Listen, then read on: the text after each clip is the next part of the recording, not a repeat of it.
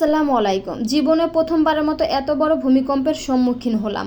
মনে হচ্ছিল ভূমিকম্পের সময় ঘরের আসবাবপত্র থেকে শুরু করে ইস্পাতের মতো শক্ত মজবুত দেওয়ালগুলো বুঝি নিজেদের গায়ের উপরে এসেও ঝরে ঝরে পড়ছিল।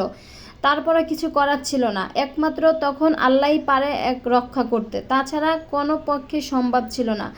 যেহেতু আমার সাথে দুইটা বাচ্চা ছিল, বাচ্চাদেরকে নিয়ে চেষ্টা করেছি সেফ জায়গায় থাকার।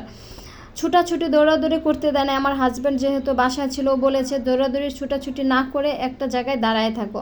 তো পিলারের কাছে যেয়ে দাঁড়াইয়াছিলাম। তো আল্লাহর কাছে কোটি শুকরিয়া, মনে হচ্ছিল নতুন জীবন বুঝি ফিরে পেলাম। কিছুক্ষণের মধ্যে যখন ভূমিকম্প কমে গেছে তখন দেখলাম আমার শোকেসের টুকটাক অনেক জিনিসপত্রই একদম পড়ে এলোমেলো হয়ে গেছে, প্রত্যেকটা গ্লাসও খুলে গেছে। আর এইদিকে দেখে আমার বেডরুমের একটা গ্লাস থাই একদম ভেঙে গেছে, ফেটে গেছে।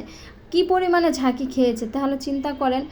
তো যে যেখান থেকে আমার ভিডিওটা দেখছেন না কেন, অবশ্যই কমেন্টে জানাবেন আপনারা কেমন আছেন, ভালো আছেন কিনা।